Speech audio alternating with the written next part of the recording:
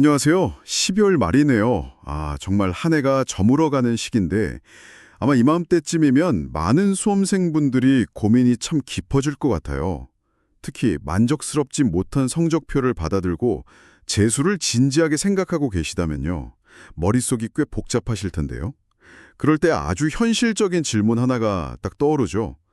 어차피 내년에 다시 할 건데 굳이 시간, 돈, 감정까지 써가면서 올해 정시 지원을 해야 하나? 그냥 깔끔하게 포기하고 바로 내년 준비하는 게 더 효율적이지 않을까? 이런 생각이요. 오늘 저희가 함께 깊이 파고들 자료가 바로 이 질문에 대한 아주 명쾌한 답을 담고 있습니다. 입시 전문가로 아주 유명한 훈 선생의 글인데요. 주장이 아주 단호해요. 재수를 생각한다면 정시 지원은 선택이 아니라 필수다. 자, 지금부터 훈 선생의 논리를 하나씩 따라가 보면서 왜 이렇게까지 강하게 주장하는지, 그 근거는 또 뭔지 함께 탐색해 보겠습니다. 좋습니다. 훈 선생의 글이 가장 먼저 짚는 부분부터 시작해 보죠. 바로 자기 객관화의 문제예요. 그는 정시 지원을 포기하는 가장 큰 이유 중 하나가 바로 자기 실력에 대한 막연한 착각 때문이라고 지적하거든요. 혹시 마음속으로 나는 그래도 이 정도 대학은 갈 수 있을 거야 라고 생각하고 계시진 않나요? 글에 나온 예시를 보면 이게 확 와닿는데요. 스스로는 서성한 라인을 기대하고 있지만 냉정하게 분석해보면 국숭세단 라인 합격도 장담할 수 없는 경우가 정말 흔하다고 합니다. 이런 격차는 대체 어디서 오는 걸까요? 바로 그 지점이 훈 선생 분석의 핵심 출발점입니다. 이걸 그냥 희망사항이나 근자감 문제로 보질 않아요. 이런 인식의 오류가 왜 생기는지 그 원인을 아주 체계적으로 분석하거든요. 원인이 있군요. 첫째는 모의고사 성적하고 실제 수능 성적, 이 사이의 괴리감이에요. 수험생이라면 누구나 경험하죠. 모의고사는 잘 봤는데 하는 그 아쉬움이요. 둘째는 이게 약간 앵커링 효과 같은 건데 자신의 가장 좋았던 성적을 자기 실력의 기준으로 삼으려는 경향이에요. 6월 모의고사 때 국어 1등급 한 번 나왔다고 해서 내 국어 실력이 안정적인 1등급이라고 그냥 믿어버리는 거죠. 그 두 번째 지점, 최고 성적에 자신을 고정시킨다는 게 참 흥미롭네요. 어찌 보면 아주 인간적인 인지 편향 같기도 하고요. 맞아요. 누구나 자신의 가장 빛나는 순간으로 기억되고 싶어 하니까요. 근데 입시는 그게 아니잖아요. 그렇죠. 입시는 가장 안정적이고 평균적인 실력을 평가하는 아주 냉정한 시스템이니까요. 네. 그리고 훈 선생이 지적하는 마지막 세 번째 원인이 바로 그 냉정한 시스템의 복잡성에 대한 이해 부족입니다. 표준 점수, 백분위, 변환 표준 점수, 또 대학별로 제각각인 환산 공식. 이런 변수들이 내 점수에 어떻게 작용하는지 직관적으로 파악하기가 사실 정말 어렵거든요. 맞아요. 너무 복잡하죠. 그래서 훈 선생의 결론은 아주 명확해집니다. 정시 지원이라는 그 과정 자체가 당신의 그 막연한 자기 예측을 합격 또는 불합격이라는 더는 변명의 여지가 없는 선명한 데이터로 바꿔준다는 거죠. 일종의 현실의 거울 같은 거군요. 네, 가장 확실한 현실의 거울이죠. 내 위치를 정확히 알아야 다음 걸음을 내디딜 수 있다는 겁니다. 네. 알겠습니다. 자신의 현재 위치를 냉정하게 파악하는 게 재수 성공의 첫 단추다. 근데 여기서 이런 반론도 가능할 것 같아요. 내 위치가 대충 어딘지는 알겠다. 근데 어차피 떨어질 게 거의 확실한데 굳이 원서비 10만 원 넘게 써가면서 내 불합격을 눈으로 확인할 필요까지 있나? 이런 회의적인 시각이죠. 이 지점에 대해서도 훈 선생이 언급을 하나요? 네, 물론입니다. 그리고 그게 바로 훈 선생 주장의 두 번째 핵심으로 이어집니다. 그는 입시가 본질적으로 예측 불가능성을 품고 있는 경쟁 시스템이라는 점을 아주 강하게 강조해요. 그러니까 당신의 점수만으로 모든 게 결정되는 단순한 계산 게임이 아니라는 거죠. 잠깐만요. 그 부분은 좀 의외인데요. 보통 입시는 내 점수에 맞춰서 대학 가는 지극히 계산의 영역이라고 생각하잖아요. 그렇죠. 그런데 훈 선생은 이걸 거의 운이나 변수의 영역으로 보고 있다는 거네요. 이건 제가 알던 입시랑 좀 다른 관점이라 굉장히 흥미롭게 들립니다. 맞습니다. 훈 선생은 입시를 하나의 복잡게 컴플렉스 시스템으로 보는 것에 가까워요. 수많은 지원자들의 심리가 막 얽혀서 예상치 못한 결과를 만들어내는 시장 같다는 거죠. 시장이요? 네, 그래서 든 예시를 보면 이해가 쉽습니다. 예를 들어서 모두가 안정 지원을 하려는 분위기 속에서 특정 학과의 경쟁률이 예상보다 폭락할 수도 있고요. 반대로 갑자기 지원자가 몰려서 폭발할 수도 있죠. 그렇죠. 눈치 싸움이 치열하니까. 또 다른 중요한 변수는 바로 추계 합격이죠. 상위권 학생들이 여러 대학에 중복으로 합격한 뒤에 다른 곳으로 빠져나가면서 예비번호를 받은 당신에게 기회가 올 수 있습니다. 심지어 원서 쓰는 마지막 순간에 내 성적 구조에 유독 유리한 산출 방식을 가진 대학과 학과를 기적처럼 발견할 수도 있고요. 듣고 보니 정말 변수가 많네요. 결국 지원조차 하지 않으면 그런 변수가 나에게 유리하게 작용할 가능성 자체가 원천적으로 차단되는 거죠. 아, 그렇군요. 바로 그겁니다. 훈 선생의 메시지는 지원하지 않으면 기회는 0%라는 진리에 가까워요. 그는 매년 이런 예측 불가능한 변수 덕분에 성적표만으로는 상상도 못했던 대학에 합격하는 입시의 기적이 분명히 존재한다고 말합니다. 입시의 기적. 네. 어쩌면 그 기적의 주인공이 당신이 될 수도 있는데 지원을 포기하는 건 그 복권 자체를 그냥 찢어버리는 행위나 마찬가지라는 거죠. 여기서 훈 선생의 분석에 한 걸음 더 나아가는데요.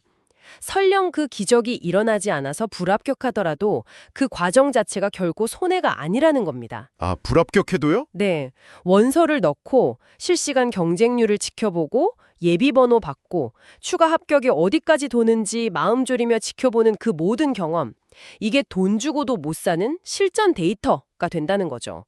내 점수대 경쟁자들이 어떤 생각을 하고 어떤 선택을 하는지 그 생생한 시장의 흐름을 직접 체험하는 거니까요. 그렇군요. 그러니까 훈 선생의 관점에서 보면 정시 지원은 단순히 합격을 위한 시도가 아니네요. 합격하면 좋고 떨어져도 다음 해를 위한 귀중한 정보를 얻는 실패가 없는 투자다. 이런 거네요. 정확합니다. 하지만 솔직히 이런 생각도 들어요. 훈 선생의 논리는 굉장히 설득력 있지만 불합격 통지서를 3개나 받아드는 그 과정이 멘탈에 정말 괜찮을까요? 재수로 시작하기도 전에 나는 실패자라는 낙인이 찍히는 경험이 오히려 독이 될 수도 있지 않을까요? 아주 중요한 질문입니다. 그리고 훈 선생의 3번째 주장이 바로 그 질문에 대한 답이 됩니다. 그는 정시 지원의 경험이 어떻게 실패의 낙인이 아니라 성공의 청사진으로 전환되는지를 설명해요. 핵심은 바로 목표 설정의 구체성에 있습니다.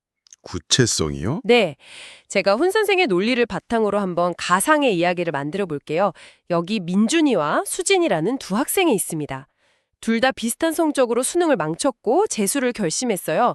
민준이는 어차피 떨어질 텐데 뭐하러 써? 하면서 정시 지원을 포기하고 바로 재수학원에 등록했어요. 반면 수진이는 훈 선생의 조언대로 상향, 적정, 안정 지원을 모두 했습니다. 그리고 예상대로 세 곳 모두에서 불합격 통지를 받았죠. 네. 1년 후 두 사람에게 재수 목표가 뭐였냐고 물어본다고 상상해 보세요. 민준이는 아마 이렇게 대답할 겁니다. 그냥 작년보다 더 잘해서 더 좋은 대학에 가는 거예요. 굉장히 막연하죠. 그렇죠. 막연하네요. 반면 수진이는 이렇게 말할 거예요. 저는 작년에 한양대학교 기계공학과에 지원했다가 예비 6번을 받고 떨어졌어요. 분석해보니 대학 환산 점수 기준으로 2.1점이 부족했더라고요. 와, 구체적이네요. 그건 수학 4점짜리 문제 하나만 더 맞췄으면 충분히 뒤집을 수 있는 점수였어요. 그래서 제 목표는 명확했습니다. 다른 과목은 유지하되 수학에서 2문제 이상 더 맞히는 것. 자, 지난 1년간 누가 더 효율적으로 공부했을까요? 와, 이거 뭐 비교가 안 되네요. 한 명은 안개 속을 걷는 느낌이고 다른 한 명은 내비게이션을 켜고 목적지까지의 정확한 거리를 보면서 달리는 느낌입니다. 그 구체성의 차이가 엄청난 동기부여와 학습 효율의 차이를 만들었겠군요. 바로 그 점을 훈 선생이 가장 강조합니다. 정시 지원을 직접 해봄으로써 당신이 얻는 것은 단순히 합격 불합격이라는 결과가 아니에요. 훈 선생의 글에 따르면 당신은 최소 4가지의 핵심 데이터를 얻게 됩니다. 첫째, 배치표의 예상 점수가 아닌 내 점수로 실제로 어디까지 합격선에 근접할 수 있는지 그 실제 합격선을 피부로 느끼게 되고요. 아, 체감하는 거군요. 네. 둘째, 국어, 수학, 탐구 영역별 반영 비율이 실제로 얼마나 큰 영향을 미치는지 체감하게 되죠. 아, 수학 반영 비율 높은 대학 썼다가 아쉽게 떨어져 보니 내년엔 수학에 정말 올인해야겠구나. 이런 구체적인 전략이 생기는 겁니다. 네네. 셋째, 내 성적 구조의 강점과 약점에 대한 정량적인 데이터를 얻습니다. 어떤 조합의 대학에 유리하고 불리한지 명확히 알게 되는 거죠. 마지막으로 가장 중요한 것 중 하나인데 나와 비슷한 성적대의 경쟁자들이 실제로 어떤 대학, 어떤 학과에 지원하는지 그들의 심리와 지원 패턴을 직접 경험하게 됩니다. 그렇군요. 훈 선생의 논리에 따르면 이 모든 데이터가 합쳐져서 당신만의 재수 성공 로드맵의 기초가 되는 겁니다. 막연히 열심히 하는 재수가 아니라 데이터를 기반으로 전략적으로 움직이는 재수의 시작점이 바로 여기에 있다는 거죠. 자, 그럼 지금까지의 논의를 한번 정리해 보겠습니다. 훈 선생의 주장을 쭉 따라와 보니 우리가 처음 가졌던 질문의 프레임 자체가 바뀌는 느낌이네요. 재수할 건데 정시 지원하는 게 시간 낭비 아닐까? 여기서 시작했는데 훈 선생의 대답은 재수를 성공하고 싶다면 정시 지원이야말로 가장 가치 있는 시간 투자다라는 거군요. 맞습니다. 자신의 실력을 객관적으로 진단하는 현실의 거울이자 예상치 못한 기회를 잡을 수 있는 복권, 그리고 무엇보다 다음 1년을 위한 가장 구체적인 전략 지도를 얻는 필수 과정이라는 거네요. 네, 바로 그거죠. 훈 선생은 글의 마지막에서 이렇게 강조합니다. 재수는 결코 나쁜 선택이 아니다. 1년의 시간을 더 투자해서 더 나은 결과를 얻는 것은 충분히 합리적인 결정이다. 하지만 체계적인 준비와 전략 없는 재수는 그저 소중한 1년이라는 시간을 허공에 날려버릴 위험이 아주 높다고 경고합니다. 전략 없는 재수. 그리고 그 체계적인 준비의 첫 단추, 그 전략 지도를 그리는 첫 작업이 바로 올해의 정시 지원이라는 겁니다. 단기적으로는 원서비를 쓰고 시간을 투자하는 게 번거롭고 불합격 통지를 받는 게 마음 아플 수 있어요. 하지만 훈 선생의 관점에서 보면 그것은 장기적으로 당신의 성공 가능성을 극적으로 높이는 가장 효율적이고 현명한 투자라는 게 최종 결론입니다. 오늘 입시 전문가 훈 선생의 글을 통해 재수를 앞두고 정시 지원을 고민하는 분들에게 왜 그것이 중요한 선택이 될 수 있는지 깊이 있게 살펴봤습니다. 혹시 지금 이 순간에도 지원을 망설이고 있다면 훈 선생의 조언처럼 이 과정을 실패의 확인이 아니라 성공적인 내년을 위한 첫 번째 전략적 행동으로 생각해 보시면 어떨까요? 훈 선생의 분석은 철저히 입시 전략에 초점을 맞추고 있지만 여기서 우리가 생각해 볼 만한 더 넓은 질문을 던져주는 것 같습니다. 실패가 예상되는 시도를 단순히 끝으로 보지 않고 다음 도전을 위한 데이터 수집 과정으로 재정의해야 한다면 어떨까요? 아, 재정의해야 한다. 네, 비단 입시뿐만 아니라 당신의 삶에서 마주할 다른 여러 도전들, 예를 들어 취업 준비나 새로운 프로젝트에서 이 원칙을 어떻게 적용해 볼 수 있을까요? 헌 선생의 글은 어쩌면 단순히 입시를 넘어 우리가 실패라는 것을 어떻게 다뤄야 하는지에 대한 중요한 힌트를 주고 있는지도 모르겠습니다.